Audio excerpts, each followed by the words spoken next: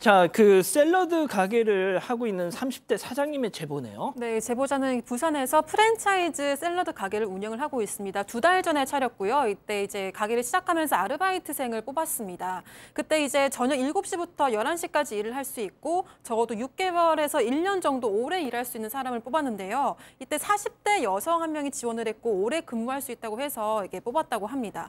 그런데 이 아르바이트생이 아이가 있던 엄마였거든요. 근데 저녁부터 밤까지 일을 하니까 제보자가 왜 아르바이트를 하시냐고 물었습니다. 그랬더니 샐러드 가게를 차리려고 했었고 경험도 해보고 체력 테스트도 해볼 겸 아르바이트를 하게 됐다고 답을 했습니다. 그래서 샐러드 가게 혹시 진행되고 있는 게 있냐고 물었는데 그때는 자금이 부족해서 엎어졌다 이렇게 대답을 했다고 합니다. 자, 그래서 뭐가 됐든 가게를 하려고 했는데 이게 좀 안 됐다고 해서 사장님도 좀 안타까운 마음이 드셨대요. 그렇게 뭐가 됐든 알바를 하면서 서로 손발을 맞춰가고 있었는데 뭔가 작은 트러블이 문제를 일으켰다. 그렇죠. 한 2주 정도 됐었을 때 사장님이 이제 가게 CCTV 같은 걸 점검하다 보니까 원래 11시까지 근무하기로 돼 있었다라고 했잖아요. 근데 10시 30분쯤 이 아르바이트생이 바로 퇴근을 하더라는 겁니다. 근데 요즘 사람 구하기 정말 어렵거든요. 그래서 한두 번이니까 그럴 수도 있겠거니 하고 넘어갔답니다. 그런데 여기서 문제가 끝나지 않았어요. 3주차쯤 됐을 때 밤중에 전화가 온 겁니다.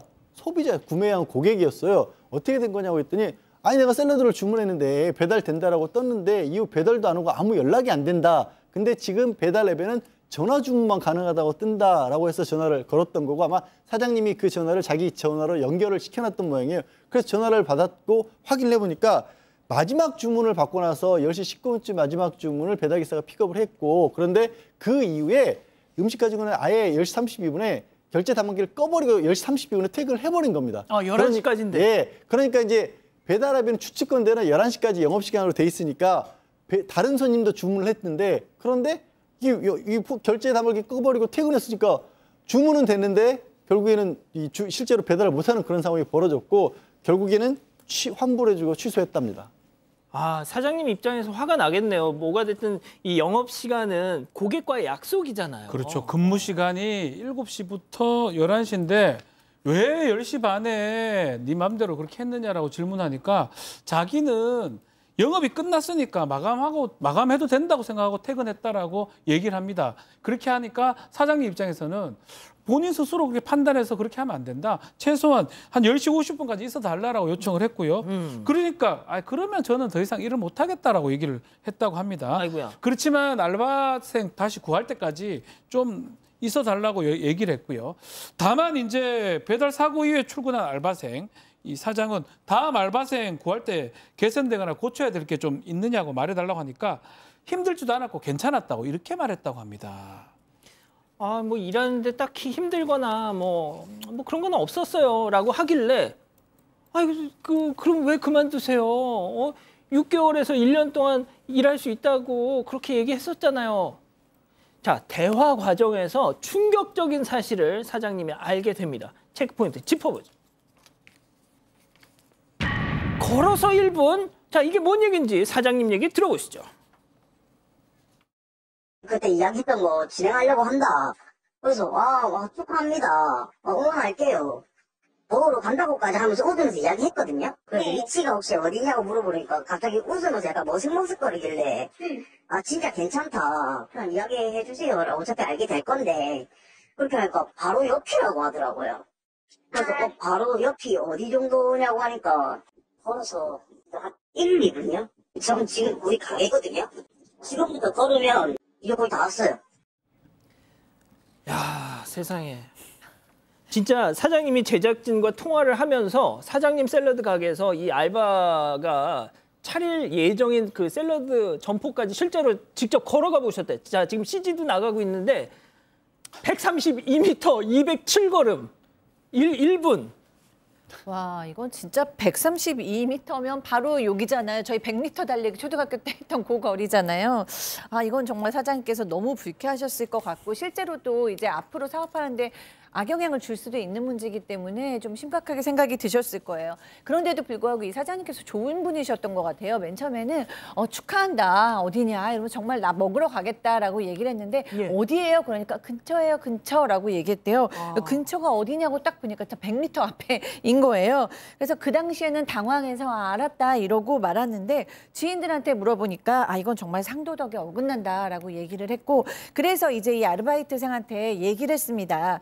경쟁업체나 제3 연구개발이나 이렇게 영업자산에 해가 될 수 있는 거는 누설하지 않겠다는 비밀 유지 서약서를 작성하지 않았었냐 그런 걸 작성을 했었대요. 그렇게 얘기를 하니까 이거 문제 없다고 프랜차이즈 샐러드 가게 법무팀에 내가 문의했는데 아무 문제 없다고 했다라고 얘기를 했고 그리고 저 가계약금 이미 냈기 때문에 어쩔 수가 없어요라고 얘기를 했다는 거예요. 사장님 너무 속상하셔서 누가 잘못한 건지 궁금해서 아프니까 사장이다. 카페에 글을 올리셨습니다. 자, 그렇게 이제 그 소상공인 커뮤니티에 글을 올린 다음 날 앞서 그만둔 알바생이 직접 샐러드 가게로 찾아왔다고요? 네, 가게로 와서 글을 봤다면서 이 샐러드 가게를 열 수 없다고 했습니다. 그러면서 퇴근 시간보다 일찍 퇴근한 거는 사과를 하겠다고 했고요. 찾아와서까지 지금 얘기를 그 하니까 모습이군요. 네, 맞습니다. 근데 이렇게 아르바이트생이 찾아와서 이야기를 하니까 마음이 약해졌다고 합니다. 또 댓글에 아르바이트생이 잘못했다는 의견이 대다수니까 그걸로 만족해야지 생각하고 글을 내려드리겠다고 대답을 했습니다. 그런데 좀 찜찜한 마음에 아르바이트생이 일한 이 3주 기간의 CCTV를 돌려봤대요. 그런데 처음 이틀을 빼고 전부 10시 반쯤에 퇴근을 했고 어느 날은 가족들과 함께 일찍 퇴근하기도 했다고 합니다. 지금 가족들이 왔군요. 네, 그게 그날입니다. 그리고 청소기도 이틀에 한 번꼴로 돌려달라고 했는데 3주 일하면서 2-3번 돌린 게 전부라고 합니다. 그러니까 사장님은 이렇게 지금 의심을 하고 있는 거예요. 일부러 상권 분석을 하려고 그리고 또 이 샐러드가 여기서 좀 먹히나 안 먹히나 이걸 좀 간을 보려고 온 거구나. 그래서 일도 대충대충 한 거구나. 괘씸한 마음이 드셨다는 겁니다. 사장님은. 자, 그래서 이 커뮤니티에 올라간 글을 내리지 않으셨다는 거예요. 자, 1분 거리에 샐러드 가게를 차린다고 공표한 그 알바생에게 어제 또 연락이 왔답니다. 두 사람 통화 내용 직접 들어보시죠. 저희 가족은 일부러 들어오신 거 맞으시네요, 그러면. 제가 미리 말씀을 드렸잖아요. 어디 알아보고 있다, 샐러드 쪽으로. 진행은 좀 잘 되고 있냐고 하니까 무산됐다고 했다니까요. 아니, 저 무산됐다고 한 적은 없어요. 제가 그렇다고 레시피를 뺀 것도 아니고 아무것도 한 게 없는데, 경쟁 상대 들어왔다, 열심히 해야 되겠다. 그 마인드로 할 수도 있으시다고 하셨잖아요. 저희 레시피 다 오픈됐고, 저희 장사하는 거 다 받고, 매출 타격 올거 눈에 아무리 봐도 눈에 제가 보이고. 그걸 갖고 무슨 악용을 한 건 아니잖아요. 지금 하는 행동이 악용이잖아요. 어떤 행동이 악용입니까? 저희 가게에서 일을 하고 바로 앞에 샐러드 차리는 게 도덕적으로 잘 된 건 아니잖아요. 아니, 근데 자, 양 변호사님.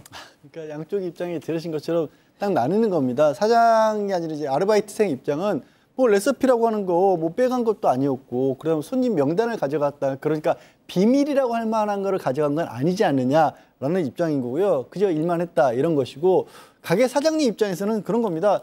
진짜 여기서 이 상권 진짜 괜찮은 거야? 나 여기 가게 차려도 괜찮을 거야? 라는 거 알아보려고 아르바이트를 가져간 거 아니냐라는 게 사장님의 의심인 거예요. 그리고 그 의심이 들고 나서 예전에 처음에 면접 볼 때 대화를 나눴던 거를 떠올려 보니까 이런 얘기를 했다라는 거예요.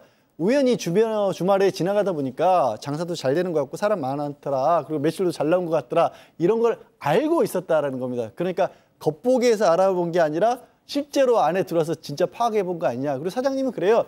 한 10분만 떨어져 있어도 내가 정말 응원할 텐데 이건 좀 너무하지 않느냐. 그리고 저 아르바이트생이라고 하니까 좀 이상하긴 합니다. 어쨌든 40대 여성입니다. 예. 남편이 이 문제를 좀 끝내고 싶다고 마무리 짓고 싶다고 가게로 직접 오겠다라는 문자도 받기도 했다고 합니다. 좀 전에 그래서 마지막으로 와서 단판을 또 지었대요, 박 변호사님. 네. 그런데 이제 이쪽 주장은 샐러드 이 메뉴가 다르다. 그래서 동종업계 똑같은 샐러드 가게라고 그렇게 함부로 묵지 마라. 또 이렇게 주장을 했다고 해요. 다 자기 좋을 대로 해석을 할 겁니다. 그래서 이제 계약서도 쓰고 했는데 비밀 유지 확약서 이게 사실은 만약에 그걸 위반했을 때 구체적으로 규정을 해가지고 1억을 물게 한다든지 몇 천만 원 물게 이렇게 하는 경우도 있습니다. 위반 시. 근데 보면 그 정도는 아닌 것 같고요. 또 비밀 유지라는 게 사실 애매합니다. 특정되기가 좀 어렵기 때문에 그런 걸로 좀 이거를 강요하거나 구속되기는 좀 어려울 거 보입니다. 결국은 도덕적인 부분이 상도덕인 거죠. 본인은 알 겁니다. 그렇지만 법적으로 이걸 구제를 받기에는 조금 어려워 보이네요. 알겠습니다. 뭐 싸워서 이겨야죠 뭐. 아니, 아직도 구독을 안 했다고? 구독? 어떻게 하는데? 아이고, 여기 누르면 된다. 여기 빨리 좀 눌러라. 빨리 눌러야겠다. 가족 여러분, 구독하기는 여기요.